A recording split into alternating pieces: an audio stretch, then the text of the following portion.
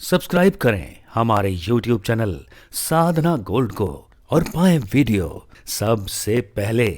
और हाँ, bell icon दबाना ना भूलें। अच्छा, लक्ष्मी जी को कभी भी बुलाएं तो अकेली मत बुलाइए। लक्ष्मी जी को जब भी बुलाएं तो ठाकुर जी के साथ बुलाइए। लक्ष्मी जी के दो वाहन हैं। कौन कौन से? लक्ष्मी जी का जो पर्सनल वाहन है वो कौन सा है? उल्लू, निजी वाहन। और दूसरा है वाहन जो है वो नारायण का वाहन है वैसे तो, गणुर जी। लेकिन लक्ष्मी जी जब पतिदेव के साथ पधारेंगी तो पति पत्नी दोनों जब जाते हैं तो कोई अलग अलग वाहन थोड़े ले जाते हैं कि वाहन से जाते हैं। तो लक्ष्मी जी जब गणुर नारायण के साथ आएंगे तो गणुर पर विराजमान होकर आएंगे, क्योंकि पतिदेव के साथ आएंगे। और गरुड़ वाहन लक्ष्मी घर में आएंगी तो गरुड़ जो है वो शांति का प्रतीक है। हमारे घर में सुख होगा, शांति होगी, आनंद होगा। तो अकेली लक्ष्मी जी को बुलाया तो वो अपने निजी वाहन से आएंगी और उनका निजी वाहन जो है वो तो उलूक है। और उलूक वाहन लक्ष्मी जब घर में आएंगी तो वैसी ही परिणति होने लग जाएगी। उलूक माने रात्रि में जागता है, दिन में सोता है, तो वो सब उल्टी क्रियाएं शुरू हो जाएंगी। और उल्लू पर बैठकर लक्ष्मी आएंगी तो किसी ना किसी बहाने उल्लू बना करके चली जाएंगी। सामान्य बात भी समझे, थोड़ा सा और बड़ा इसको सामान्यता समझे तो आपके घर में कोई समारोह है और आपने चिट्ठी लिखी, निमंत्रण पत्र लिखा, उसमें श्रीमान जी का नाम ना लिखें, केवल श्रीमती जी का नाम लिख दें। वो कहेंगे कि बड़ा अजीब व्यक्ति है भाई, श्रीमान जी का नाम क्यों नहीं लिखा?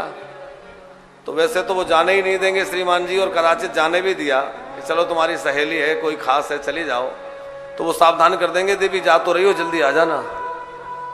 और वो जाकर के भी समारोह में बार बार भागने की योजना बनाएंगे कि वो बच्चे भूखे होंगे तो वो पतिदेव ऑफिस से आ गए होंगे तो मुझे जल्दी जाना होगा, भाग लेंगे। तो लक्ष्मी जी अकेली यदि आ भी गई, हमने अकेला बुलाया तो लक्ष्मी जी आएंगी भी तो किसी न किसी बहाने चली जाएंगी। इसलिए अपनी लक्ष्मी को बुलाएं तो लक्ष्मी को नारायण के सहित बुलाएं। लक्ष्मी नारायण घर में आएंगे तो सुख और शांति देने वाले होंगे, खूब आराम से विराजेंगे, फिर भागने की जल्दी नहीं होगी। लोग कहते हैं ना महाराज जी धन आता तो है, पैसा तो खूब आता है, रुकता नहीं है। तो ऐसे ही लक्ष्मी जी आती है। अरे ठाकुर जी की सेवा करिए, ठाकुर जी को रिझाइए और ठाकुर जी विराजमान रहेंगे घर में तो लक्ष्मी जी भी खूब राजी रहेंगी। ठाकुर जी को प्रसन्न रखिए, लक्ष्मी जी को भी प्रसन्न रखिए। लक्ष्मी जी की अब बात ही चली है तो बतला दे, अभी हमने पिछली कथा में भी चर्चा की थी, क्योंकि ऐसी बातों को लोग बड़े ध्यान से सुनते हैं। लक्ष्मी कैसे आए? जिन घरों में रसोई घर में जल का पात्र भरा रखा रहता है वहां लक्ष्मी स्थिर रहती है। इसलिए अपने घर के रसोई घर में, किचन में हमेशा जल का घड़ा भर के अवश्य रखें। आजकल वो आरओ चल गया ना शर्मा जी, तो आरओ के चक्कर में लोग पानी भर के ही नहीं रखते, उसी से ले लेंगे, सीधा सीधा काम चलता रहेगा। बोतलों में काम चल रहा है। अच्छा, बोतल से लोग पानी पीते, बोतल से पानी पीने की परंपरा बहुत बढ़ गई, लेकिन ये बहुत ज्यादा दोष है। यदि वैज्ञानिक दृष्टि से देखा जाए तब भी दोष है। ऊपर मुंह करके इस तरह से पानी पीने से स्वास्थ्य के लिए हानिकारक है। खड़े होकर पिएंगे तब भी वो घुटनों के लिए, शरीर के लिए हानिकारक है। और तीसरी बात यह है कि कई बार हम ऊपर से पीते पीते उससे मुंह भी टच हो जाता है, मुंह लग जाता है, तो वो पात्र झूठा हो गया, दूसरे के उपयोग के लिए नहीं रह गया, लेकिन हम उसी में से सबको पिला रहे हैं तो वो झूठा भी सब हो गया। शास्त्र में लिखा है पाद शेषम पीत शेषम संध्या शेषम तथैव च सुनो मूत्र समम तोयम चांद्रायणम चरेत।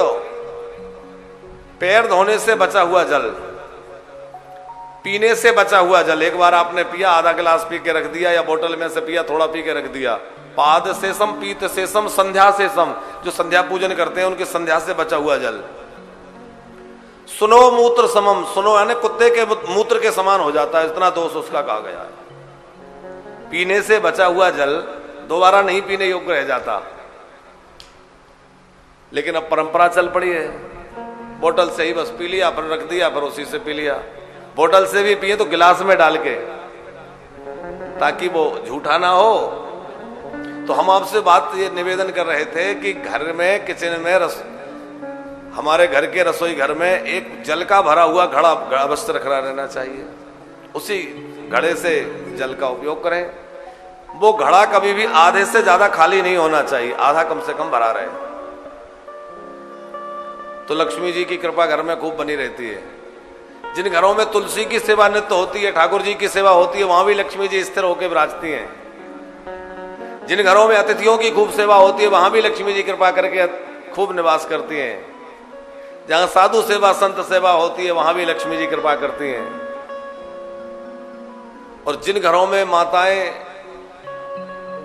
बहुत स्वच्छता रखती हैं, घर को स्वच्छ रखती हैं, झाड़ फाड़ करके, देर सवेरे तक जिन घरों में गंदगी पड़ी रहती है, सफाई नहीं होती है, उन घरों में लक्ष्मी नहीं रहती।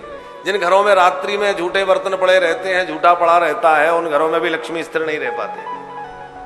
तो माताओं को चाहिए कि रात्रि में अपने घर को, अपने रसोई घर को स्वच्छ करने के बाद सोएं, वहां झूठन ना रहे, झूठे बर्तन ना पड़े रहे। सवेरे भी जल्दी उठ करके अपने घर को झाड़ बुहार लेना चाहिए, क्योंकि लक्ष्मी जी आए तो उनको बढ़िया घर सजा धजा मिलना चाहिए, तभी तो स्थिर रहेंगे। तो ये छोटे छोटे उपाय भी जीवन में अपनी समृद्धि के लिए करना चाहिए।